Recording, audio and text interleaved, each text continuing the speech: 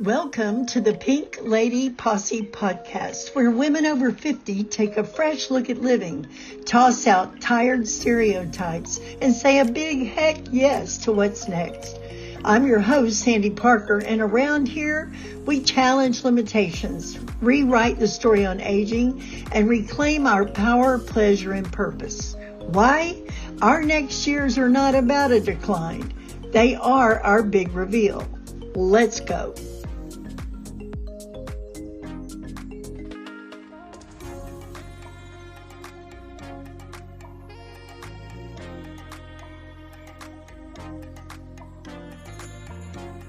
So happy to introduce you to Sarah Lange. Sarah and I were introduced by a friend we have in common with Revolutionary Communities, which ought to tell you something right from the start.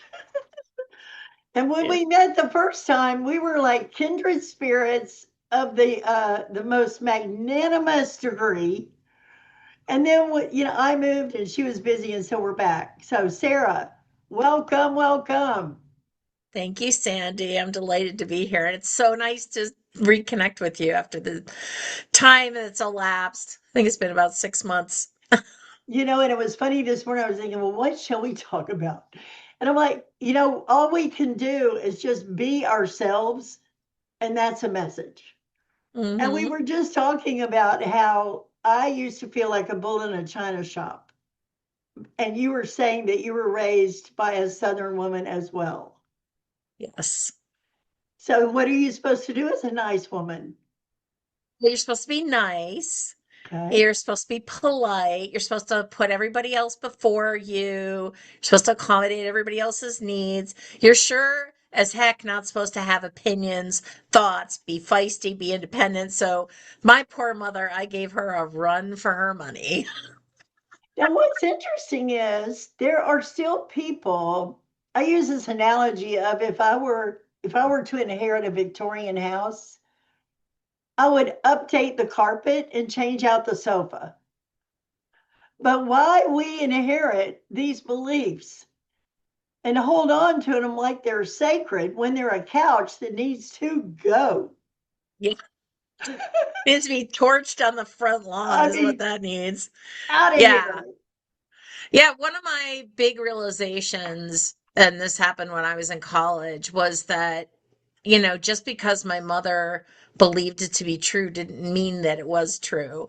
So, she had a very particular idea of what a girl was supposed to be, and I did not meet any of those criteria. I grew up sandwiched between two brothers. I was a tomboy. I was more interested in keeping up with them than I was in doing anything she wanted me to do. And it just suddenly dawned on me in college, like, oh, that's her definition of a woman, and I can have my own definition of a woman. And um her favorite phrase was, you need to be more ladylike. And I remember I said to her at some point in my college career, like, I'm more interested in being a woman. Woo! Okay. Well, I was telling you Yeah. that I've often felt like a bull in a china shop. That's what my Yeah. mother would say. You're like a bull in a china shop. But you know what? As you live through life, and I know this experience to be true for you, you come into a moment where you go, I'm a badass. Like, I remember my first $1 million contract. I think it was with Vogue magazine or Southern. And I thought, but bam, look at me go. Yeah. And I remember thinking, I'm not small at all. I don't Yeah. even know if I can go back in the container. Why would you want to? But you Yes. kind of run into your own limitations of your own expectations of yourself. So, Hmm. what's an experience where you said, "Holy cow, look what I did"? And now I Yeah. know it's over $100 million or something, but it couldn't be the first one. So, the time when Yeah. you went, "Holy cow." I think one of those moments for me, and this goes back to kind of like breaking like expectations and family binds and things. I suddenly realized I was making more than my father had as a corporate lawyer. And yeah. that my company revenue was double what he was making as a corporate lawyer. And I always thought he was like at the top of his game and earning so much money. Not to take away from him, he was a brilliant corporate lawyer and, went before the EPA and just had a brilliant career. But I realized I had this construct in my head that I wasn't allowed to make more money than he was. And it was only after I broke that barrier. And I didn't even know I'd broken it, but when I found out that I had, I was like, damn, look at me. I'm making more than a corporate lawyer. So that was a real boon for me. And also just comparing myself to other people who do what I do and realizing that I was raising 2 to 3 times more than they had at the same point in their career. So I realized I had something special. And so it's really when I got out of my own bubble and Okay. started looking at some data that I realized just what a badass I Okay. am. So, but to what do you attribute the 2x, 3x results? Oh, I will just say because I don't just accept what's handed to me. Mhm. So I have always been endlessly curious and I'm also an innovator. So I'm always looking at how can we do more? How can we do better? And I started to realize that the approaches that most people had taught me were something that I considered old school.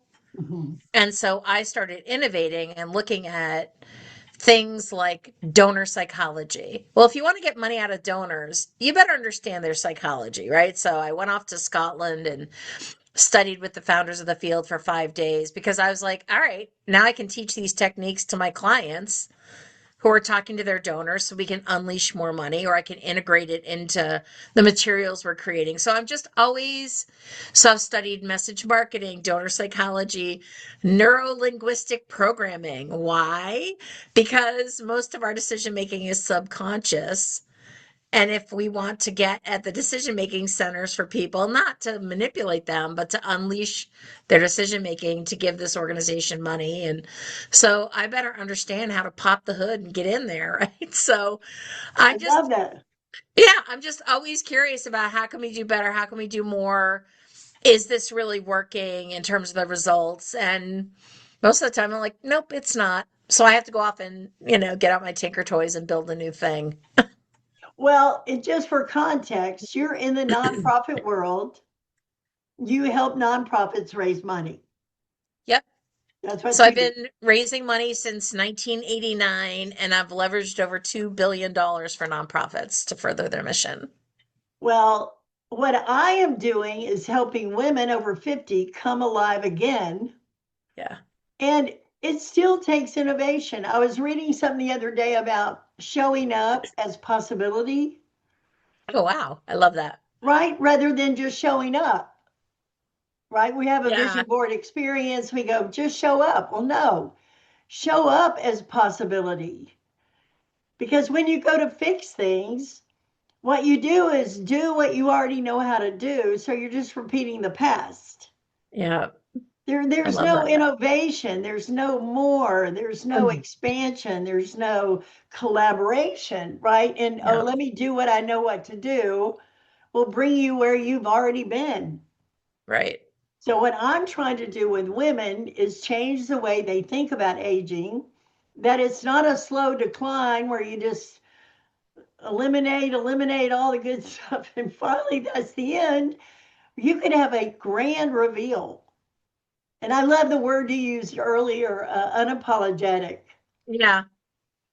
Yeah. I Wonderful. have no reason, even if somebody doesn't agree with who I am and the way I am, that's not about me. Like, I know I'm an extraordinarily good person.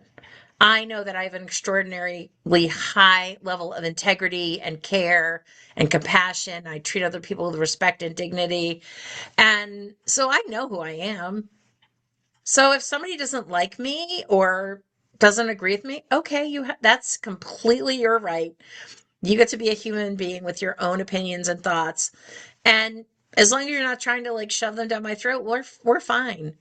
Well, I you used know? to do this thing. I used to manage a global market for a translation company.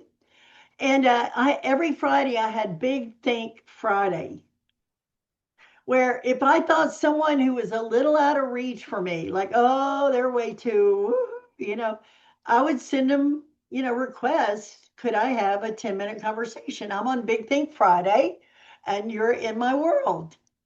I And love that. so many times they would honor my bold request because first of all, Yeah. they haven't had that request ever, and then we would Yeah. come across different things and they could bring a seed of thought to what I already had that just would make it so they go, why don't you do this? And I'm like, yeah, why don't I do that? But that whole notion of being bigger, being more, I think I was using the words, I'm too big, I'm too loud, I'm too out there, I'm not like the common cup of tea. Yeah. And I'm not everybody's cup of tea, and they're not my cup of tea sometimes. So it's okay. There's lots of different types of tea in the world, you know? Well, I know. Yeah. Yeah. I one of the things we were talking about earlier is um how you and I are both like bold and feisty and independent, and um I just want to let people know I didn't start out that way. I used to be a complete people pleaser. I was worried about what other people thought of me and like dimmed my light. And a lot of people meet me now and they're like, "You're lying." I'm like, "Oh no, that was a whole lifetime ago. Thank God." But it How doesn't did mean that that happen? um lots of therapy, with good counselors. Um I went to through some coaching programs. I tried different healing modalities, went on retreats and stuff. So it took time for me to kind of unpack what I had inherited from my parents in terms of the legacy. And I just want to tell people like, you could be the shyest, like, person with the lowest self-esteem on the planet, and it doesn't mean that you can't step out into a space where you are bold and brave and outrageous. It just, like, good God, I used to be a doormat. Like, people would be like, "Oh, could you do this?" I'm like, "Yeah, okay." Even if it cost me at a cellular level, I was such a people pleaser that I turned myself into a doormat. And I remember the first time I actually said no, like just came straight out and said no and refused a request. I was 20 years old. I had already yesed myself right into a corner and was going to be up all night fulfilling requests and taking care of the obligations that I Mm. had made. And somebody else came along and said, "Oh, can you do X, Y, and Z?" They actually wanted me to write an article for the college newspaper. I just looked at them and I said, "Yeah, that's not something I can do." Now, I thought that the earth was going to split open. I was going to be struck by lightning, that floods and tornadoes. Like, I was expecting like this huge response. She was like, "Okay." I was like, "Wait, what?" I thought she was gonna yell at me and scream at me and hate me. And she was just like, "Okay, well, maybe in a couple weeks." I'm like, "Maybe in a couple weeks." The earth didn't stop spinning. I was not smoked down by lightning. And that was like, oh, I said no and I'm not dead. Well, Imagine that. I love that you brought up therapy Mm. because I think we all go through times where we need support, Oh, yeah, for sure. Quick right? question. Have you noticed how easy it is to drift through this season of life? Not unhappy, just slightly checked out. Yeah, that. At Think Pink, we don't fix women. We help them come alive again. Honest conversation. Easy occasions for discovery. No duct taping a smile over burnout. No reinvent your entire life by Tuesday. Just people who care and gentle nudges that help you feel like yourself again. I mean, the truth is, you can't be your best self by yourself. If that sentence made something in you nod, we made a free Think Pink starter gift just for you. Come take a look. No fixing, just connection. Go to pinkladyposse.com and click on Think Pink. Stay awake to your own life and not alone. And I have this pink theory with P is pause, I is identify the curve you're looking at, right? in is nudge yourself anyway. Come on, sister, we can do it, and then keep it alive. Yeah, Well, exactly. we were just doing a vision board experience, and one of the people said, well, this is great if I can keep it alive. That to me is the trick of accountability and partnership and support. Hmm. So even through this last 3 months, I think I was doing the TED Talk, I was packing and moving, then a cruise, and then two new churches. My husband's a pastor, and I'm like, okay, if you don't know you're in a liminal space, you're in a hazard. Exactly. So I said, okay, I'm about to go through transition. I should get some anchor points. And Hmm. one of those anchor points is a therapist. One of those anchor points is my hospice group. And when Rodney died in 2019, my hospice group stayed together. So Hmm. we've met on Zoom every Monday for 6 years. That's amazing. If I don't show up, they're looking for me, right? So I Yeah. know I'm flying with a net under me. Yeah. And that really is important, and more important is sometimes than others.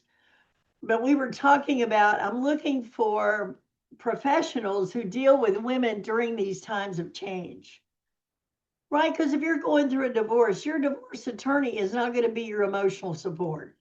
No.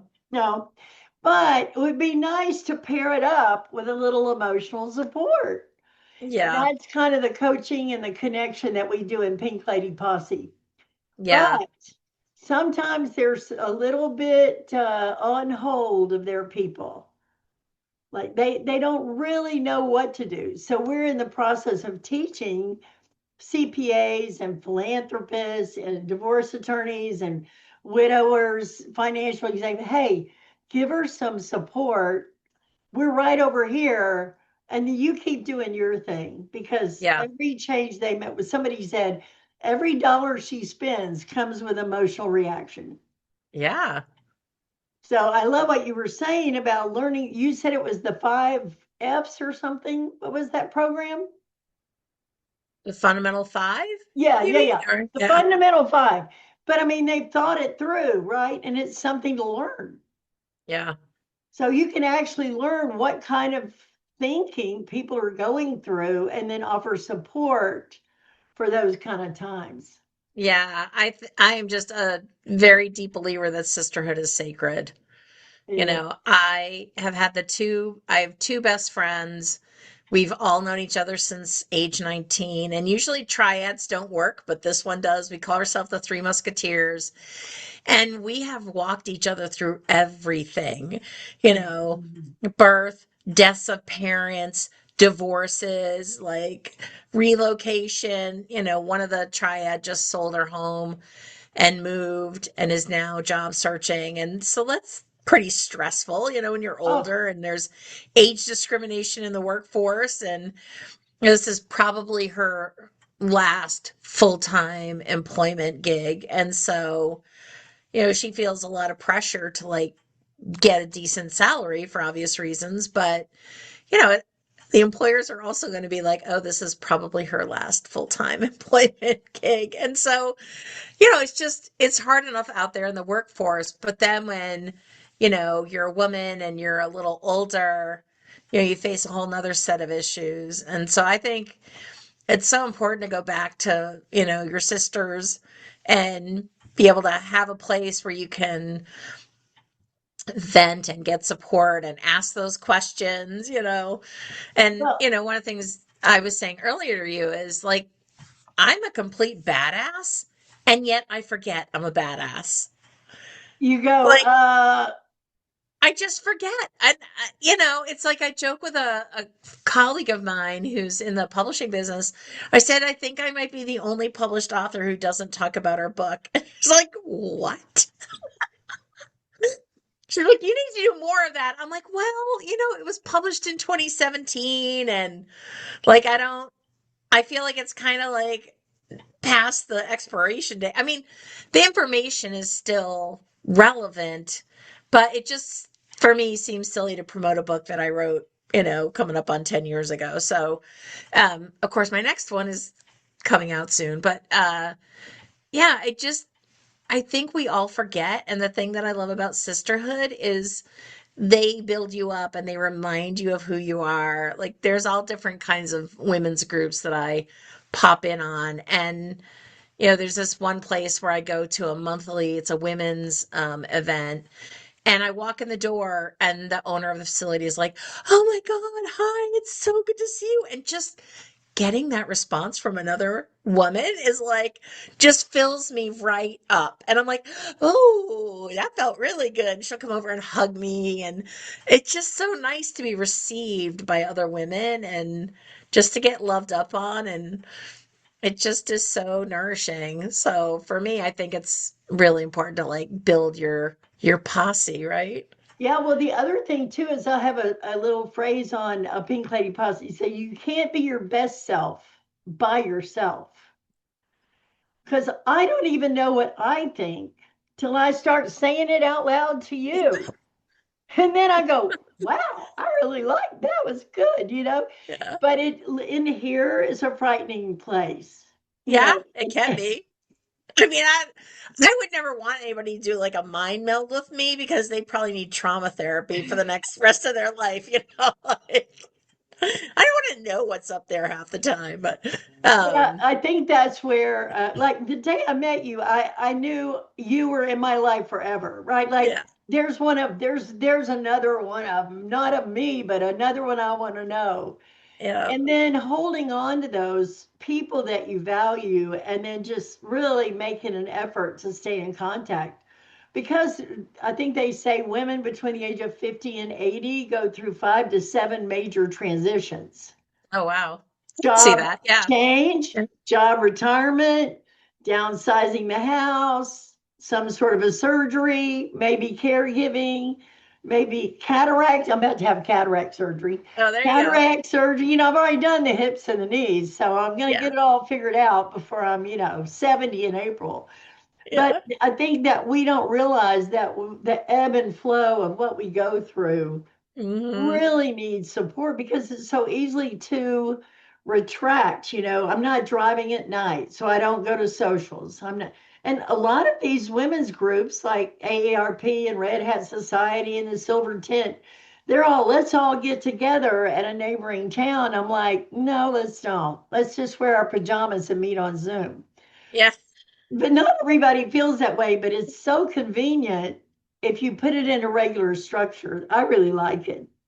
Yeah, I agree. I think connecting with other women on a regular basis is critical for our well-being. And I think the other piece is I I just see so many times that society expects us to just bear these burdens alone, and I don't think people understand what we're going through and how much energy it just takes from us.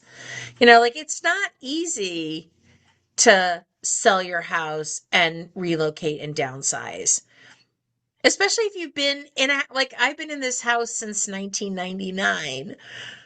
I don't want to think about like packing things up and moving. Let me tell you, you don't want to do No, that. I've I done it don't. twice. So 3 years ago, my family home in Austin, I cleared it out, I rented it out, and I moved to a small town to marry my husband. Yeah. We were there 3 years, and now we're moving to another small town. And I'm like, my Yeah. identity has to be intact. Or when I go from there to there to there, I get to where I don't even know myself anymore, Yeah. Yeah. unless I'm really clear about where I stand and what matters to me. But Exactly. Because, and also, then you need to find those other women to hold the mirror up for you. absolutely, absolutely. So we're going to wind up here in a second, but I want to give you the chance to say, if you were going to sprinkle magic dust on any woman that hears this and she heard you say it, like, what would it be? Mm. So it can be scary, but do it anyway. It can be scary, but do it anyway. Yep. A lot of the stuff that I have done in my life, I have done while shaking in my boots. Well, I'm a coach and I've been a coach for a long time. And in one program, they had to have certain results in a certain period of time. And, that requires bold asking, right? Yes. Is that 100%. is that a yes from you? Right? You had to practice. Is that a yes? Instead of so this one little girl, I'll never not she's probably 25, but she's a beautiful model. And she goes, I can't do it. I said, oh yes, you can do it and you will do it, but let's do some practice. So I put her in the car and I drove through the Starbucks. I said, okay, now what we're going to do is practice being unreasonable. And so I what love you're it. going to you're going to ask the person, I'd like a caramel macchiato, half in one cup and half in the other cup, and just don't speak. And I mean, literally, she was shaking in her shoes. Yeah. I'm like, that guy doesn't care. And so she did it. And we got to the window and I said, are you wondering why we ask you? And he goes, I don't care. And I'm like, she was just like, oh my God, if this is what I have to do, I'm never going to make it. And she did make it. But you have to go through that. The world didn't fall apart.